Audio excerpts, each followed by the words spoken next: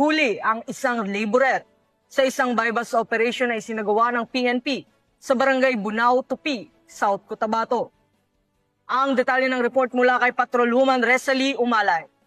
Arestado ang isang 45 anyos na laborer na si alias Sami sa isang bypass operation sa barangay Bunao noong Oktubre taong kasalukuyan, bandang alas 7:20 ng gabi. Isinagawa ang operasyon ng Tupi Municipal Police Station, katuwang ang iba pang unit ng pulisya at sa koordinasyon ng PDEA 12. Nahuli ang suspect sa aktong pagbebenta ng hinihinalang shabu sa isang pusher buyer. Nakuha sa kanya ang isang mark sachet ng hinihinalang shabu at siyang sachet sa loob ng plastic container at 500 bypass money.